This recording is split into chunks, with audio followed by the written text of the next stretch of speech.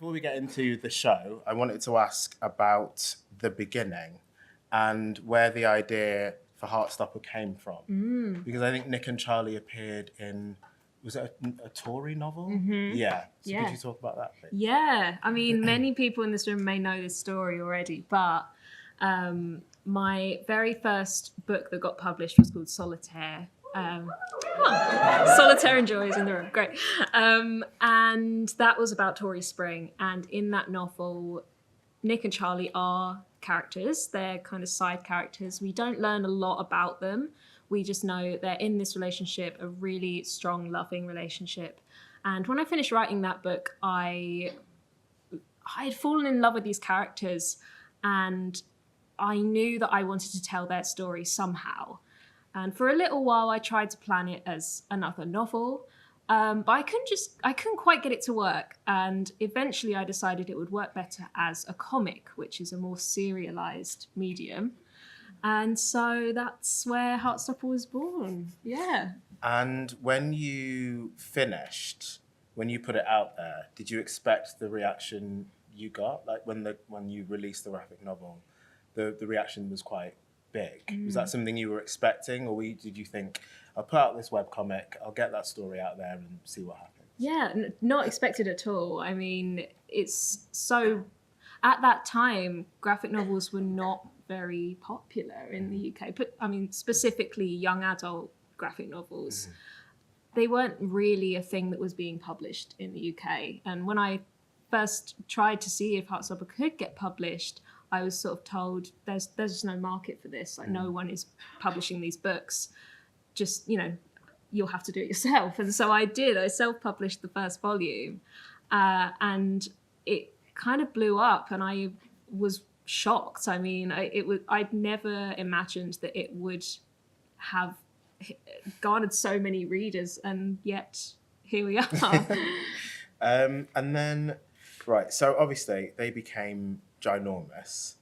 And then at what point did you think this could be a TV show? And was it Patrick that approached you, or did you approach Patrick? What was that journey? It was Patrick who approached me. I mean, having one of your books adapted is so rare for an author. It hardly ever happens. And, it's like a sort of dream that authors have that most people never get to experience. And so it's not something that I was actively seeking out. It's not really something most authors do, to be honest. But then when the first volume kind of kicked off, I got interest from Patrick. Yeah. Because I always try and remember back to the moment when I first read it, and I remember it was on my laptop. I was in the office, and I was kept clicking through the little chapters that you have uploaded on Webtoon or Tapas or whatever it was. I don't remember how I got there or anything, but I just remember the feeling of meeting Nick and Charlie for the first time and going, there's something so expressive about their faces, and it was so sweet, and I kind of felt seen by it, but also I thought there was nothing else like it that I could imagine as a TV show. So yeah, then it was pretty quick that I was in the room with you and going, please do it. Yeah. And so then from from becoming a fan of the graphic novel to then meeting Alice and then partnering with Seesaw and Netflix, what's that journey like? Because it's not as straightforward as, this is really good, I really like it, make a TV show, please. No. It's like, the thing about Netflix is, and Netflix are amazing, and it's been such a brilliant journey of working with them, but they're working on so many different shows. And so when you're in my job, a big part of what you're hired to do is to have the relationships to be this thing you really need above all the other things. I think at the point that we started pitching it to Netflix, the graphic novel had come out and it was gaining in buzz, but it was growing really steadily, but we still had to be quite covert. I remember sort of not smuggling you into the room, but we were sort of we went in with a presentation and we were we're going to tell them they need to do this. Yeah. So it felt quite, we had to fight quite hard for it. And was there a moment where the fight eased off and you went, oh no, they're really behind us now? Yeah, they were really behind us, for sure. It definitely is hard. It got harder to make in lots of surprising ways. I guess we were both quite inexperienced, and like we just had a lot of like ambition and love and kind of like commitment to it. And then when a show blows up, then there are all these other challenges that come that are like I was unprepared for. Yeah. And so once you had the green light from Netflix, how did you go about finding Eros Lynn to direct the first 2 seasons? I've always loved Eros's work. He's the nicest guy, and I'd basically been pestering him for a long time to do something. And we'd started working together. We had your the most amazing moment of the whole journey actually was when you delivered the first scripts to me, and I was like, because you hadn't written before in that medium, and I just was. They were really long, and so I was a bit like, like this is a half-hour show, but it was like it was 60 pages. 60 pages, and I was just like, oh my god, it's the best thing I've ever read. So that was really easy once we had that. And I had a general with Eros, and I was like, what do you want to do? And he was like, I just don't want to do anything with dead children in it anymore. I've done so much crime, and I want something lovely and uplifting. And I was like, got just the thing. I've got just the thing. And he read it and was in from that moment. It had been very hard to ever get him to engage with me until it was great. And the writing process, because there's so much of the graphic novels in the show that is like pulled directly from it, but obviously you're writing in a different medium. What were the challenges of transferring the graphic novel text to screenplays? Well, it had some challenges, but it was quite a similar sort of writing experience. When you're writing a graphic novel, it's mostly dialogue and then some scene directions. And then it's the same when you're writing a script. The biggest challenge for me was the plot, and like the Heartstopper graphic novels are extremely low stakes. There's really not a lot of big drama that happens, and when there is, it's resolved quite quickly. And that is very, very difficult to make work in a TV show. You have to stretch out the drama to keep people watching and clicking over to the next episode. So I had to tweak the plot in some quite careful ways, because at the same time I didn't want to massively change the story. I wanted it to be a faithful adaptation. So that was probably the biggest challenge. And also quite satisfying because you are the creator of it. You weren't handing it over to a writer's room or somebody who may not have had the same vision as you. It was you had your own level of control over the story you were telling. And then when it comes to we've had 3 seasons and now a film.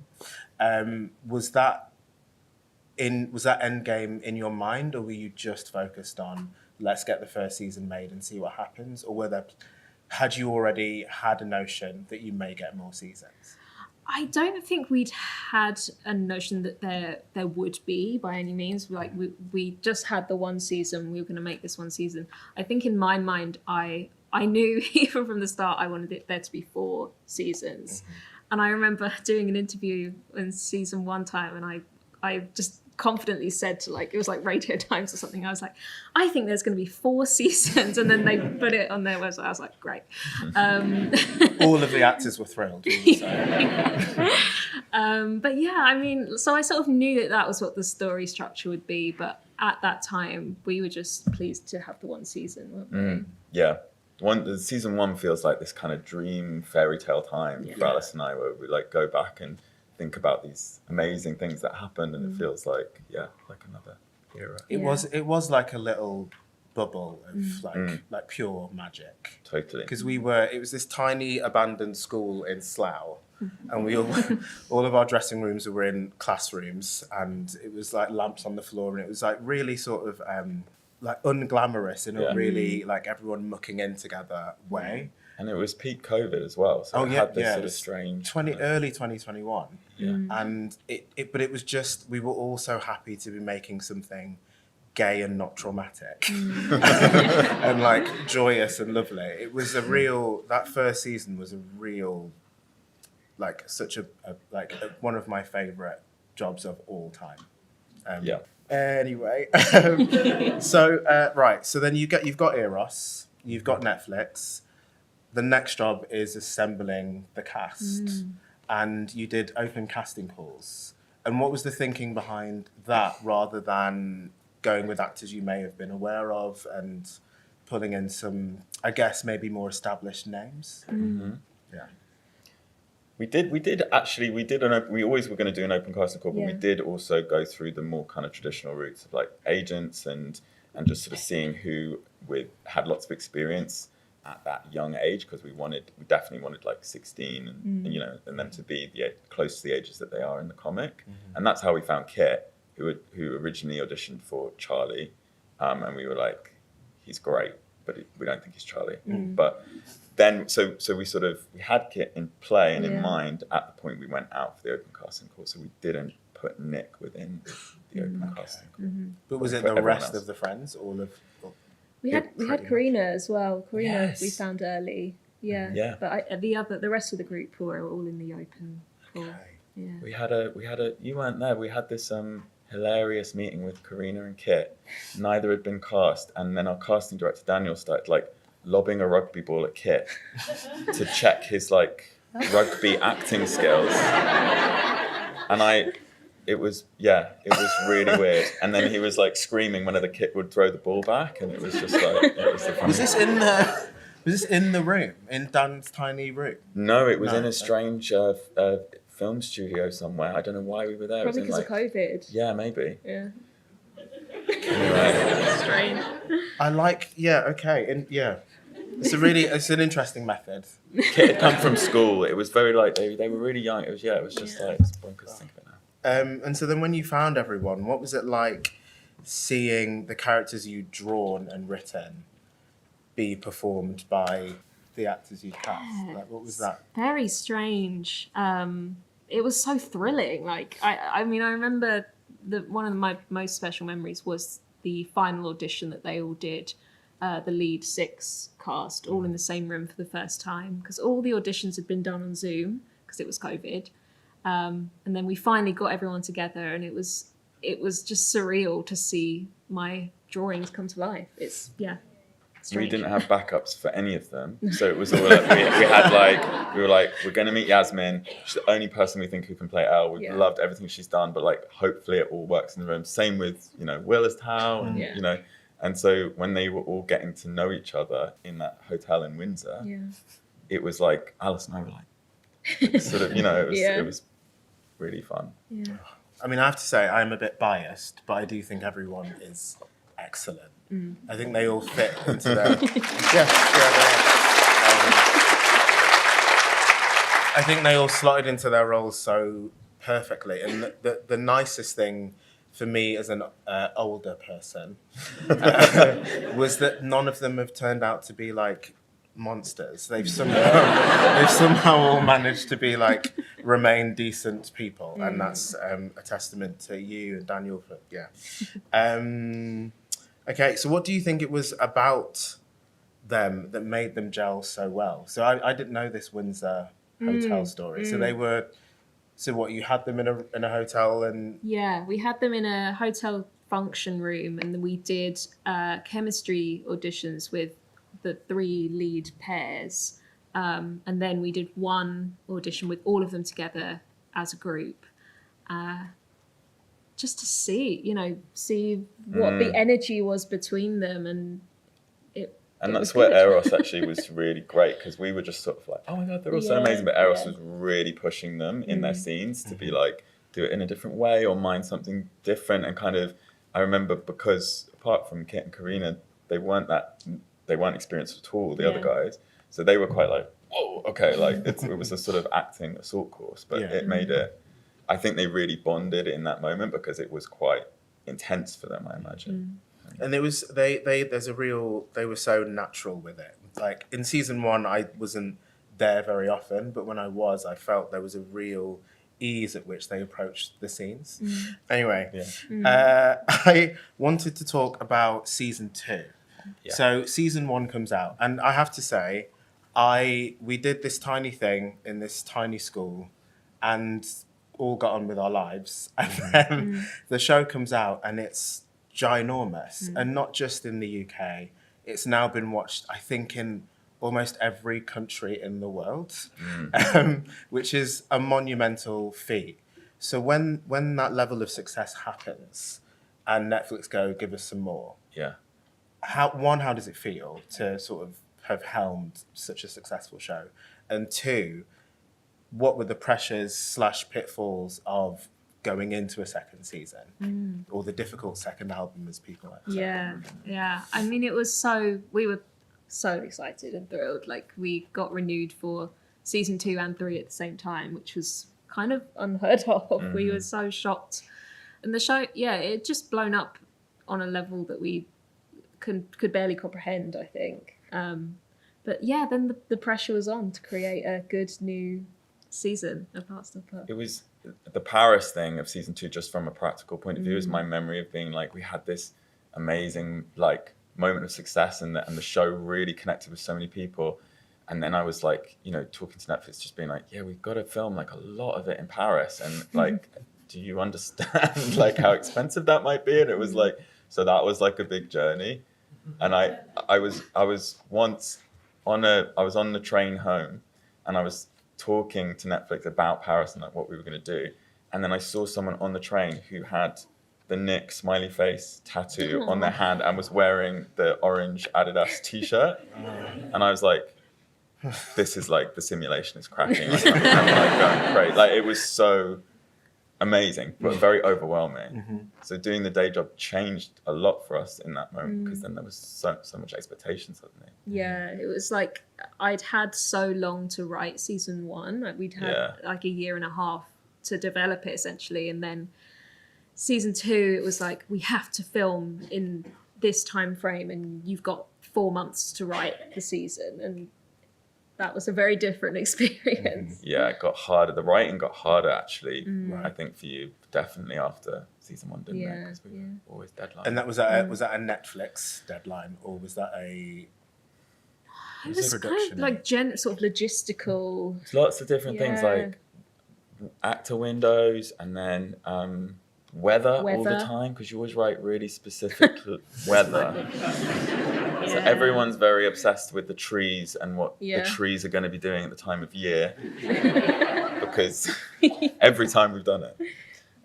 Paris was freezing. Paris was a real ride, wasn't it? The Eiffel Tower. So we had permission. We barely had permission. Barely. It's like the flimsiest of permission. The staff were like, you can film here, but we will do our jobs. And so we were all downstairs at the bottom, and we were just trying to get in the lift to get to a particular level, and they were getting all of the food in, the croissants, for all of the pastries, and they wouldn't let us get in the lift so we could start shooting. It was very, very stressful, and then it was really cold. Yeah. It was like 6, 7 in the morning. I think it was early. We got there like 5 I know, we had to get there early. Because when it opens, that's when you're chucked out. So you get a filming window of about 3 hours, and we had 2 of them. We had 2 mornings, and you start at like 5, and they chuck you out about 9 or 10, I think. Yeah, that was tough. I mean, it was brilliant, and we managed to do it, but it was a lot. Yeah. They were all really sick. Well, a lot of the cast were sick. Yeah. And I remember, the scene where they're running up and down the Eiffel Tower, and I was like back in where we were all stationed, and you guys were like doing it, and I was like, why is that coat moving on the ground? And it was Kizzy was just asleep under this pile of coats, and he should have been in running up and down as Darcy. And I was like, It was that sort of chaos. It was fun. It was fun, but everyone was knackered. I can't believe I managed to get out there and do it. I was terrified I was going to be replaced at one point. No, never. No, because it was a tricky negotiation. It was your play. Your play was a real spanner in the works. Yeah. Yeah. I'm sorry. I'm so successful.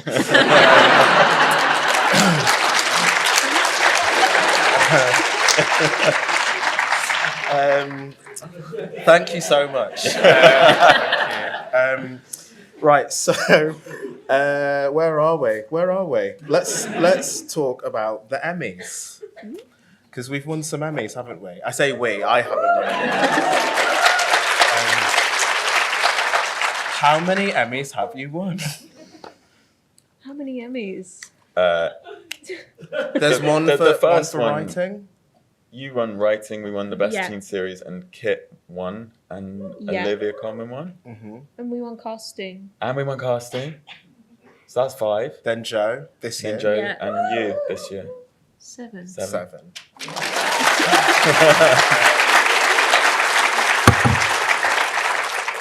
What are the Emmys like, and did you go to In-N-Out Burger afterwards? I think you think these are the primetime Emmys. They're actually the children and family Hey, Emmys. an Emmy is an Emmy. That's what they say when they give it to you. So they're like, because the first one we did, that you weren't I there. went, Why yeah. were you not there? Because I was like, oh, it's in LA, that's really far away. We might not even win anything. Like, I'm not going to go and then we won't win. That'll be really depressing. No, I regret my decision. Yeah, it was, and that one was the first, because they do the Children and Family Emmys is this new thing that is like an offshoot of the normal Emmys, and within it are the teen categories of which we're competing in. And the first one was like a really funny experience because I was there with Joe and Will and Bash, I think, and they were like the stars in the room because it was just after season 1 had come out, and it was a really, really fun experience. And they were like glammed up in these crazy outfits, very like fashion-y. Bash is quite fashionable, isn't he? All 3 of them were really giving it, and they were a bit like, yeah, it was like, that was really, really fun, and that was when we won lots. And then we did go out for a meal afterwards, but it wasn't In-N-Out Burger, but it was somewhere classier. Yeah, and we had the Emmys, and it was like quite a vibe. That's so. Yeah. Did you just plonk them on the table? Yeah, plunked them everywhere. And You sort of like, please feed us for free. Yeah. I like it. And then the actual ceremony itself, was it? Because I feel like the primetime Emmys are quite a long. Yeah.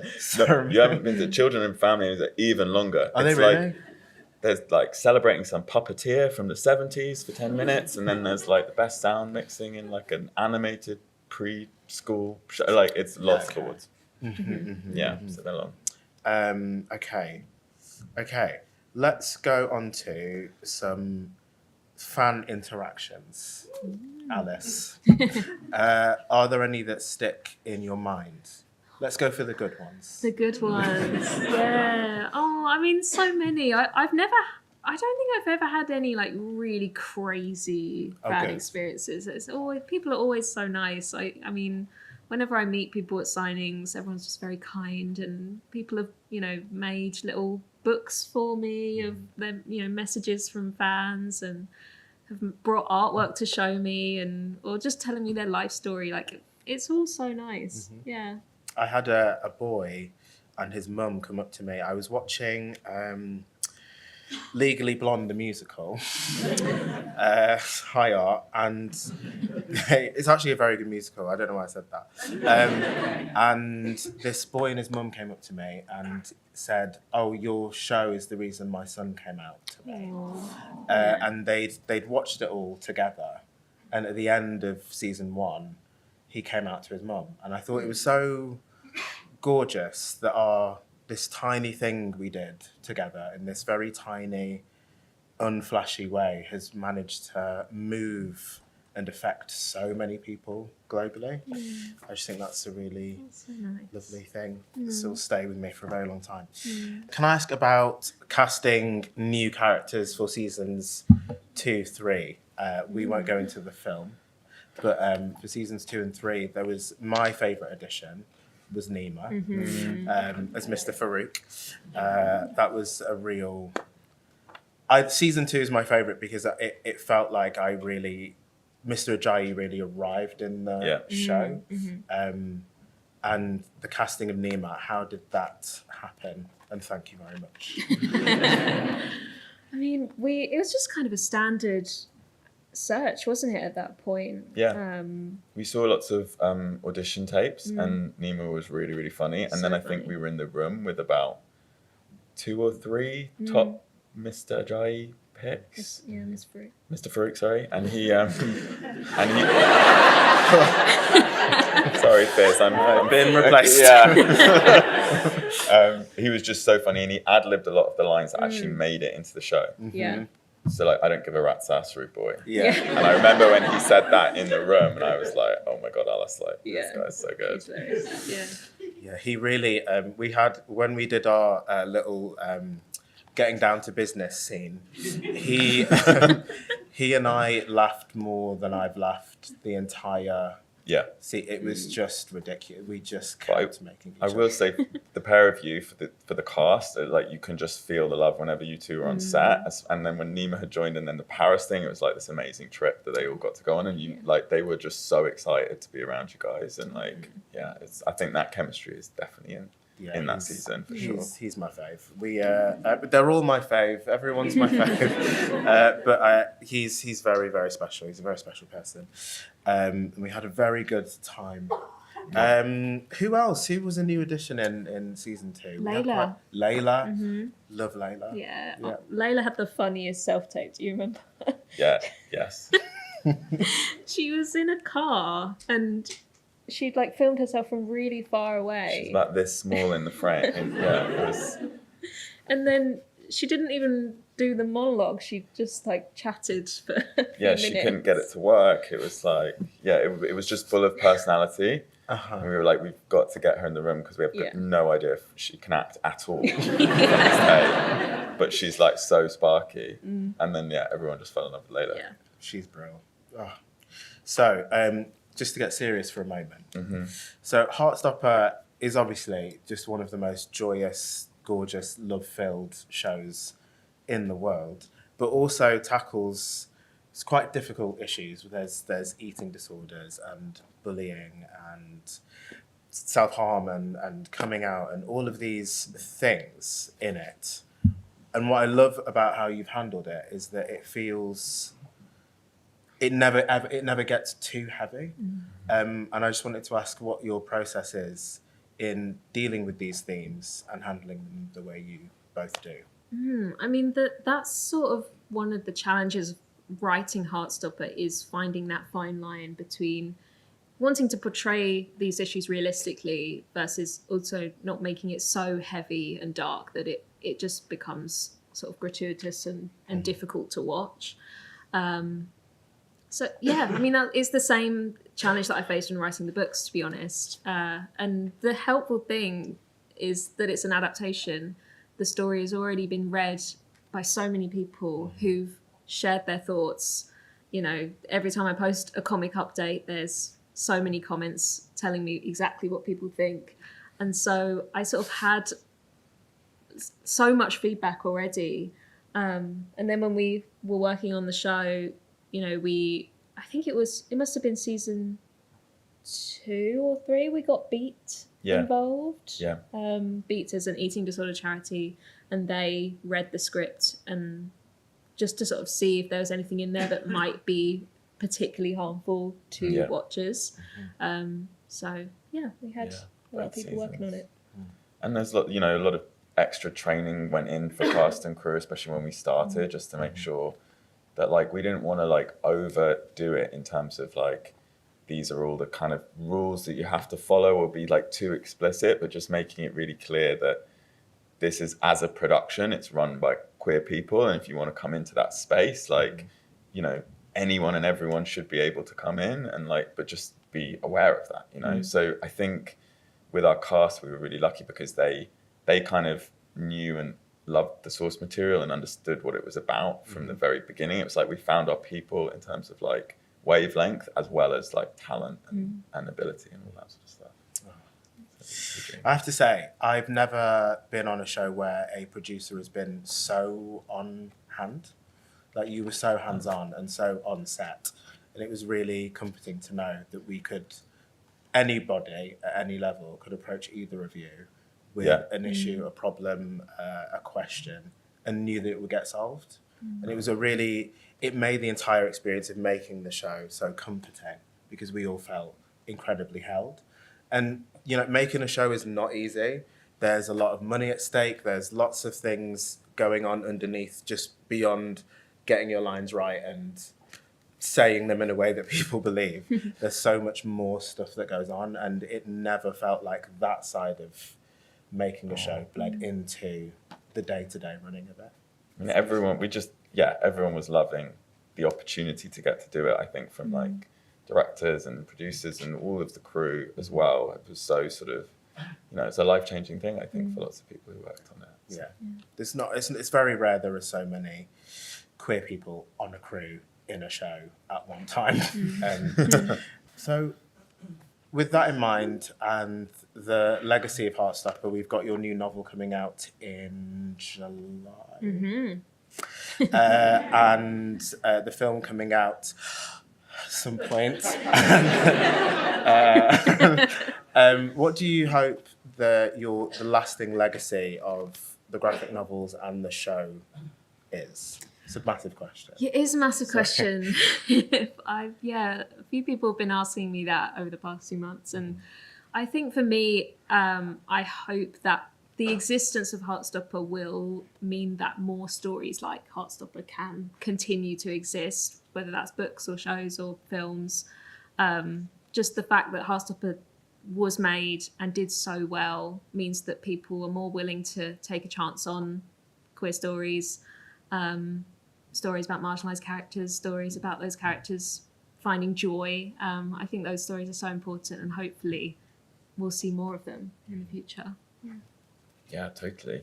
I think, when we were first pitching it as a show, it felt like there wasn't a precedent for it, and now it sort of feels like that there have been shows about queer characters, but I think there could be so many more, and it does still feel like those shows get less money when they're greenlit, and they have to over deliver, and like A Heated Rivalry was made for no money and massively connects on a big global scale. Sort of there are differences, but there are some similarities to Heartstopper in that we didn't have a lot of money, and so I think it's about continuing to expand and do that good work, and so that there is more money to tell those stories. You'd hope it would set a new precedent for production companies to back queer stories and queer-led stories, but it seems not to get too into it, but it does feel like that's always the barrier. They're happy to go, we'll greenlight it and pat ourselves on the back for pushing this big gay show forward, but they never want to give it the money they give a House of the Dragon, which we love. We love burning people alive, but I think we also like seeing some men and women kiss each other. So maybe put some money behind that too. Okay, I wanted to ask why a film and what the process of making that was like. What that was like. Yeah. We've sort of said that making Heartstopper has gotten harder every single time. There's so many logistical challenges in making a show at all, and as the popularity of Heartstopper exploded, it's just kind of made it harder and harder for us. And so we knew after season 3 we needed there to be one more. There needed to be something to finish the story. I had hoped it would be a season, but we just couldn't quite make it work. And the solution was a film, and it involved a bit of rethinking. It's a different format, but it was kind of an exciting challenge as well. And it meant that we could do something quite new and exciting, and I think that really inspired everyone. Totally, yeah, because we had a really tiny window, so we were racing to go, how do we make this puzzle work? And there were, not to get into details, but it was once you'd solved one thing, there'd be some other big iceberg that you hadn't even considered that would come, and you'd be like, and we were just sort of between us, we're going to commit to this because we actually think it could be amazing for the story that you've written to finish Heartstopper, which is kind of crazy. It does lend itself to that structure, and it allowed us to really kind of push to make it visually really cinematic, to make it very dramatic, to kind of tell the story in a slightly different way. And we had Kit and Joe as exec producers, which was a new thing and was really brilliant because they were sort of much more involved in all of the minutiae of it. And so it was really fun to bring them to that other side of it and show them that world, and it felt like a completely different experience from making the show. Obviously with obvious similarities because it is still Heartstopper. I text Joe, I text all of them to see if they would appear today, They're all busy being movie stars. This is the problem. Yeah, this is the problem. But Joe, Toby, Nima, Karina, Layla, all of them said that their favourite day, I don't know if I can say, was a day where we were all together. Yeah. And it was very hot. Oh, I think you can say this. Oh, so there's a prom in the... There's a prom? Yeah, okay. I was there, I can't remember. You're in it. I'm in it. I'm very You do a very good dance. Thank you. You've got that to look forward to. But there's a prom and we were all there and it was my last day on the film. And it was one of the best days because it was so hot. Everyone was having the time of their lives. Yeah. We were being really silly, making each other laugh when the camera wasn't on us. And it was the perfect way to end it because I think it started in this really small, intimate way. And that scene, even though it was a big old prom and there's a marquee and all sorts of things going on, was that group again, just having a brilliant time. It was really amazing. Right, well, that is about it from us. So I'm going to hand over to you for some audience questions. And I will kick us off if anyone's feeling a bit nervous and say, is there going to be Mr. Ajayi and Mr. Farouk spin-off series, please? Never say never. Never say never. Any questions at all? Anyone?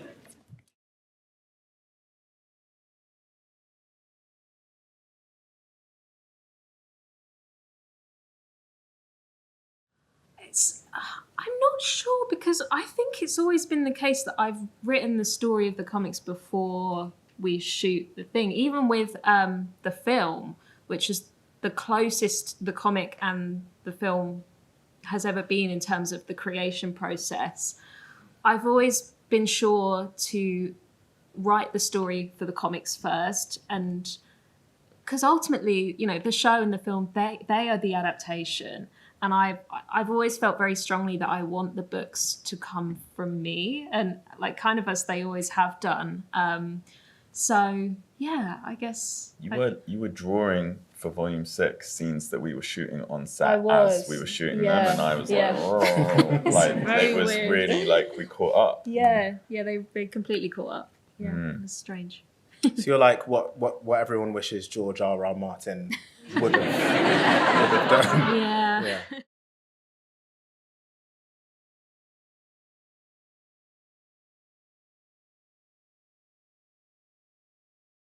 I mean, it wasn't something that I really had as a goal in my mind when I first started making Heartstopper. I really was just interested in writing a romance, the romance of Nick and Charlie, and in the romance genre, they're joyful stories. There's a happily ever after. That's kind of what most romances are. And when I started making the comic, I didn't really question whether that was doing anything particularly unusual or revolutionary.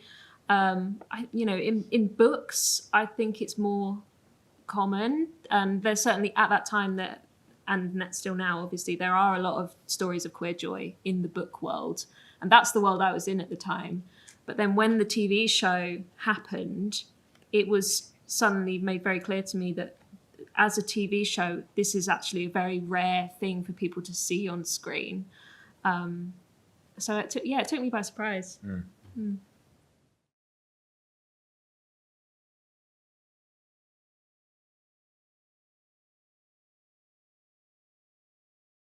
So weird.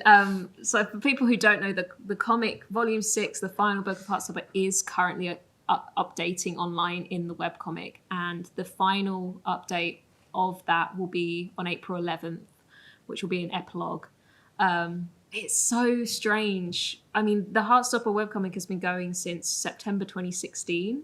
So 10 years, almost 10 years. I can't quite wrap my head around it yet. Yeah, it's going to be a very big change in my life. I don't know how I'm going to feel about that.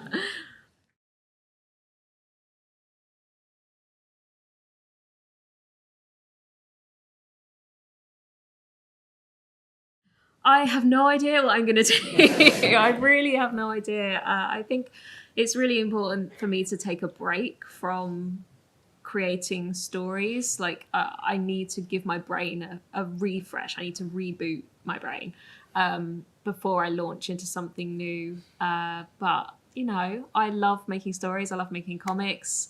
I'm excited to return to prose. I haven't written prose for a really long time. I'd like to go back to that. And I've really enjoyed working in TV and film. I'd love to explore more in that world as well. So I feel really lucky that I have so many options. You know, I can sort of go where the wind takes me, which is really exciting. Yeah.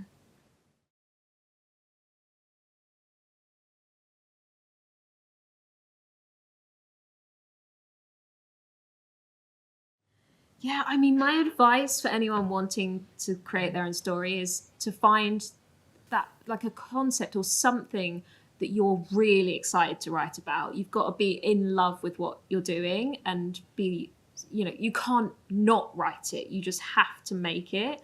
And try not to think about what's popular or what other people might like. What's most important is that you love this thing that you're working on, and the love that you feel will shine through in what you're making. So that's probably my biggest piece of advice. Yeah.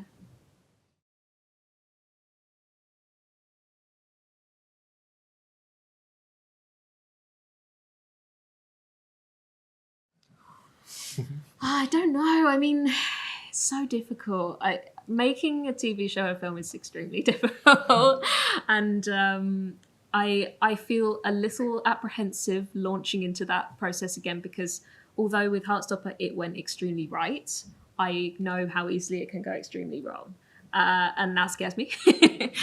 So I don't know. Yeah, I really don't know. I think any of them could work as an adaptation, but yeah, it's not something that I'm like desperate to do at the moment.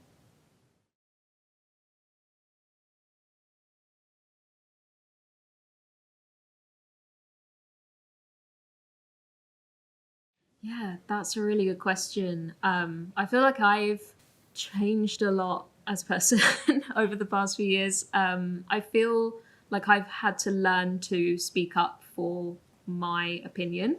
I'd only ever worked on my own before then, completely on my own. And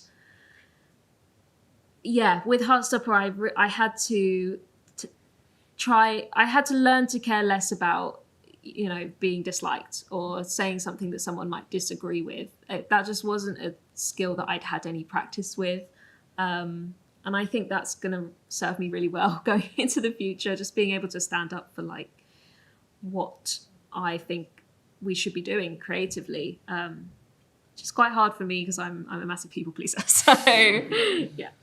You always did that though, I think, from the beginning. I feel you're so hard on yourself with the early Alice when we were doing it right at the beginning, because your vision was always there and we always were following it. So That's good. but yeah, it's a process. Yeah.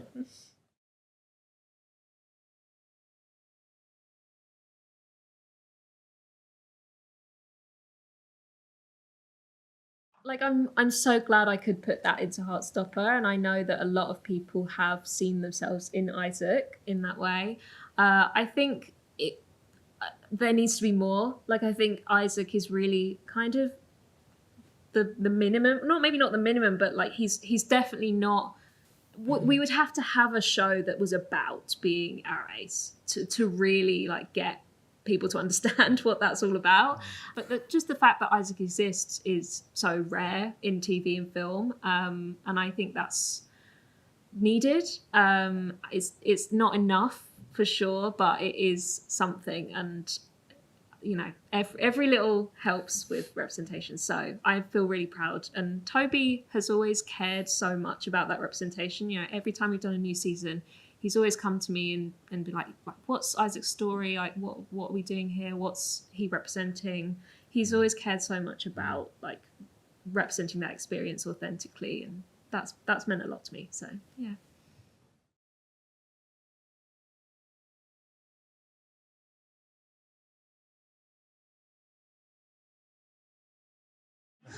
Easiest page to draw. I mean, any page that's got like one panel, one tiny panel, or when it's just a leaf or something, like that's super easy. Yeah, I mean, thinking, I guess more generally, when it's just their faces, I find Nick and Charlie's faces really easy to draw at this point.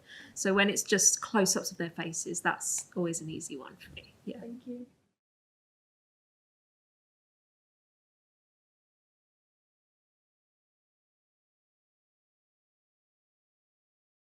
I think it kind of comes from the top. So it's sort of like if you're at the early days of before you're on set and you're kind of like going, what sort of production is this and who is in charge, writing or directing. And the producer's job is to support that, to go, okay, well, this is the tone that we want to set. I think then it's really important that you make connections with all the key players from the cast all the way down to the crew and that everyone knows what you're about. And I think with Heartstopper, it was kind of, because we had Alice's amazing graphic novels that were there as like physical books that we could show everyone who joined the production. We didn't need to work too hard for it. But I think I guess it's about going, how do you do that on sets where it isn't so sort of like specifically a queer story and specifically queer filmmakers. And I think that's where it's definitely harder.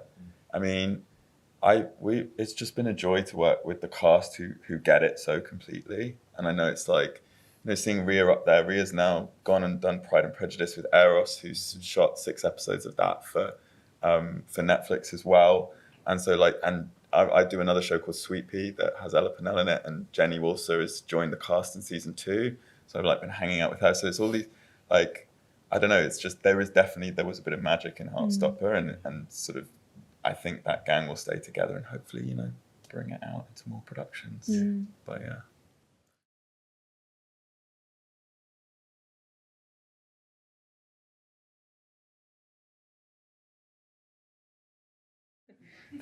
They're very. Kit and Joe have always been defiantly themselves from the minute we met them all the way through the process. Joe's just very cool.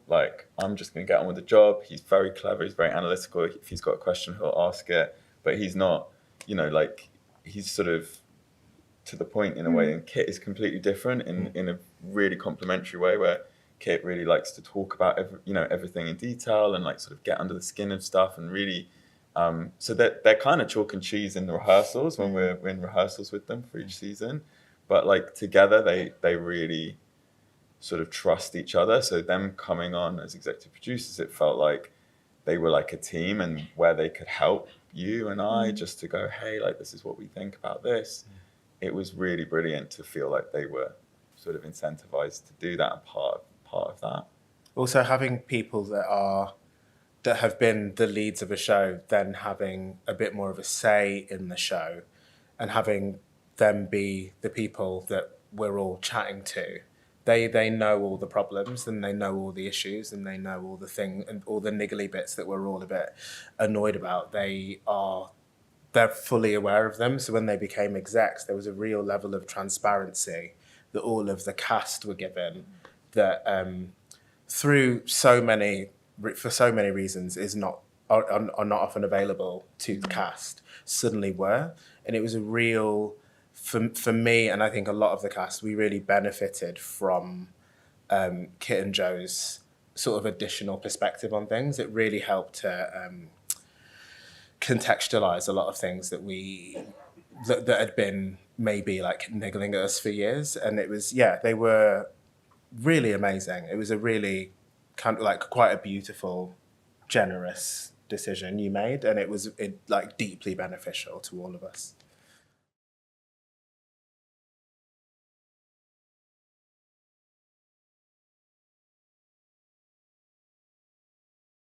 Oh. This is for you, Alice. Oh no. I'll help you. Oh dear. I'm not good at this.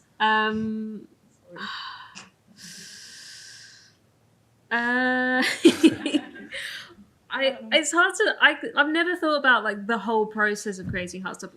If the question was what is the song that represents Heartstopper to me, that's Everywhere by Fleetwood Mac. That's my number one Heartstopper song.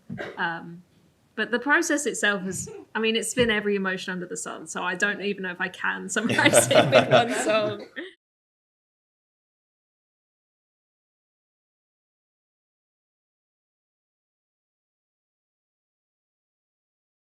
Well, you just heard a Baby Queen song. There is a Baby Queen song in the film. Yeah, and we have playlists every time we do it. I think with the movie we were like quite aware this is the last time we're going to be doing this, and so lots of like emotions came with that, and because of that, when we really struggled to find the right song for that moment, and when we were just like, actually, let's not overthink this. What if we go back to one of like the Heartstopper classic staples? You get stuck, you always go to Baby Queen or Wolf Alice or All of Gartland. And so when we found that, we were like, oh my God, it was like Heartstopper was back with us. Right, thank you so much. Thank you.